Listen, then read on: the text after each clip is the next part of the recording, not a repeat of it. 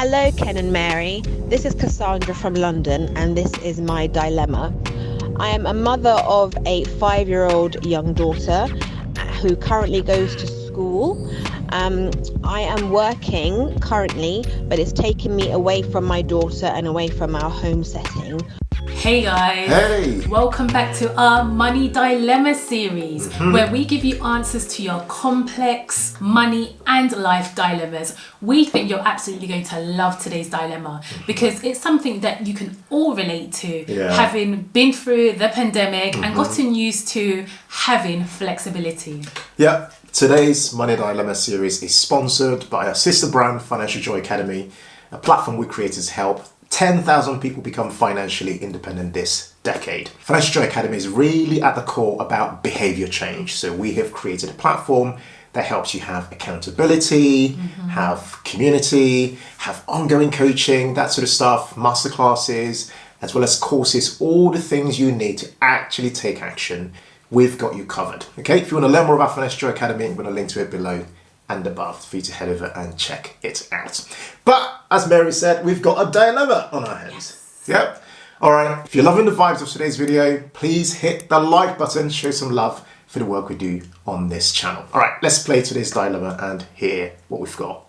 Hello, Ken and Mary. This is Cassandra from London, and this is my dilemma. I am a mother of a 5-year-old young daughter who currently goes to school.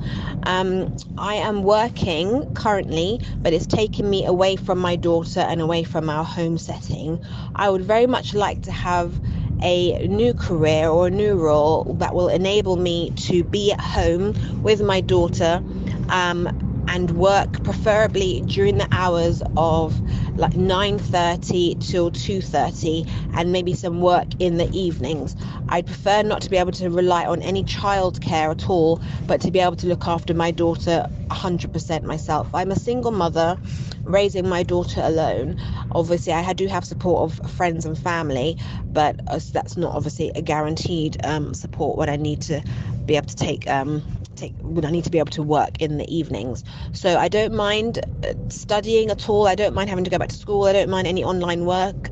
I would just like to be able to be at home and provide for both myself and my daughter. So if you can give me any ideas as to what kind of career options I can have in order to be able to do that, so I can earn a living, and I don't mind the role at all. I just want to be able to stay at home with my daughter. So I'd appreciate any advice you have. Thank you very much. Bye. Wow. Yeah. This is what I meant when we said that it's something that everyone can relate to. One thing we know is that for working parents, this is something that they have to face when their child starts school. And usually you find that if both parents are working, then they need to make a decision as to whether one parent would either reduce their hours or change their job to find a more flexible role, which is usually between the hours of 9:30 to 2:30, because this person, Cassandra, she obviously would have to at the moment probably pay for breakfast club and after school club, and also probably have a nanny to pick up the child from, because after school club usually as a single finishes parent, at around 5 p.m. And you usually don't get back from work at 5 p.m. for most jobs, right? So we hear this dilemma and we had to think about it. I think this is relatable, as you say. We had this ourselves, obviously. We had it ourselves. We've had children, and in our situation, luckily you took the leap and worked. You changed careers. You started working in childcare itself to help to run a family business that we have. That's a nursery, and by doing that, you obviously were able to look after kids whilst doing work as well as me doing work as well at the same time. The hours were more flexible. So. But this particular dilemma, we think, is one that many people can relate to because, like you said, this whole pandemic has given us a taster for what life could look like if you had more flexibility, if work-life balance was more of a priority in your life, that sort of stuff. So we hope it's one that a lot of you can relate to in many ways. So we wrote Cassandra another email just asking her, because she's asking, in summary, she wants to know what other career options could I have such that I still keep making a decent income, but I'm able to prioritize my family life and kind of do my work around the priority being that my child goes to school Yeah. and I want to be able to raise my child. So we sent her an email asking her what her current earnings were, as well as does she have any degrees or qualifications, that sort of stuff, and also what her top 3 skills were. And then she wrote us back. I'll put this up on the screen for us to see. She says, currently earning £20,000 before tax, employed full-time as a property manager working in South London. Then she also says she has a marketing degree, an ARLA level 3 property management qualification, and a virtual assistant qualification. And then finally, she says the top 3 skills are that she's into property management, she's into administration, and she's very good at customer service. Okay, so with that background and that bit of summary, should we jump into it and just share our thoughts on what would work for Cassandra as future career options? Let's do this. Oh, and by the way, I should mention, if you do want to submit a dilemma for us to actually respond to, like we're doing on this particular one, please email us over at dilemma@thehumblepenny.com. I'll put a lot more detail in the resource section of this video for you to check out, okay? We've got 5 things we're going to share with Cassandra today. We've been thinking about it. The very first job that we thought would be very suitable for Cassandra is the job of an online business manager, okay? Now, we know all about this job, don't we? Yes, we do, because ours have been a lifesaver. Yeah. So we've got Sue, who's our online business manager. It's a team member of the Humble Penny who we hired on a freelance basis, and she's just been a complete lifesaver for us. Essentially, an online business manager helps to look more strategically at an online business. So they're not just about just the tasks, right? They're not just about completing tasks and executing on tasks. They go a bit further and look at things more strategically. In fact, looking quickly on my phone, credit to a company called the Assistant Quarter, just for you guys kind of see, and for Cassandra also to see the differences between a virtual assistant and an online business manager. So a virtual assistant is more task focused, whereas the online business manager is more strategy focused. Virtual assistant requires more direction, works for more clients or smaller retainers, whereas the online business manager actually works for fewer clients on larger retainers. And then it carries on like that. They essentially have so much more direction on their end. They kind of take charge of projects and actually think more strategically, okay?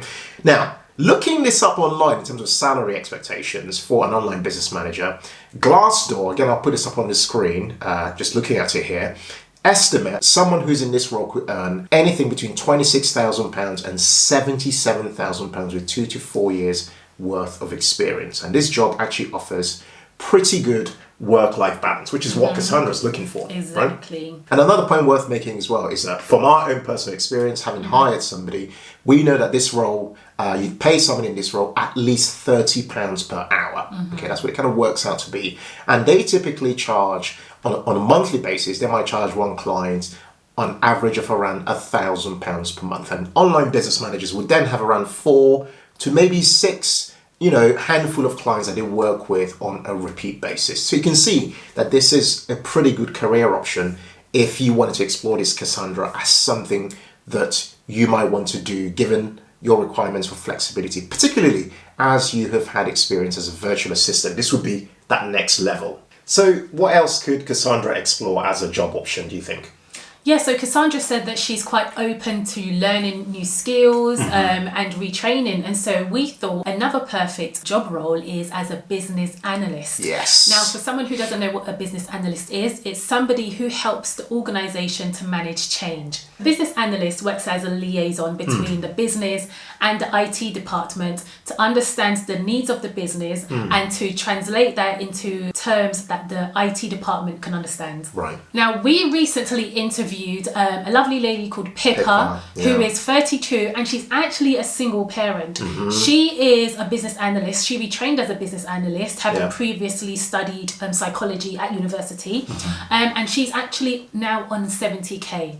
And the reason why she chose this role is because she also, like Cassandra, is a single parent of one child. And she also wanted the flexibility. This role enables her to work fully from home and also earn 70k. And I remember she said she even has enough time to run her side hustle, which is a yoga business. Exactly. So not only has she got the flexibility, she earns a good income, yes, but she still maxes out by exploring other opportunities as well. Exactly. So that just shows how doable it is, and it's something that you can totally explore, Cassandra, being that, you know, you do have a bit of an online experience. You do have a bit of online experience, but then this one you would obviously have to retrain, but it's something that is totally doable. She not only did, I think it was like a weekend course, but she also watched loads of YouTube videos. Yeah. So there's a wealth of information on YouTube where you can just like learn in your own pace as well. I remember as well, just to speak to her, she highlighted that some of the key strengths for being very good at this type of job was that you needed to show empathy in the role, Yes. Because the role often involved different forms of conflict. Yes. You needed to be a good communicator. Yes, and also you need to be a people person, which Cassandra, you said that you have good customer service skills, so that's transferable skills which you can apply in your role as a business analyst. We're going to link to that video below and above for you guys to go and check it out if you've not seen that video on the career of business analyst. That's definitely one we definitely recommend that you check out for sure. Okay, so taking that step further, so a third one we'd recommend is the career of a bookkeeper.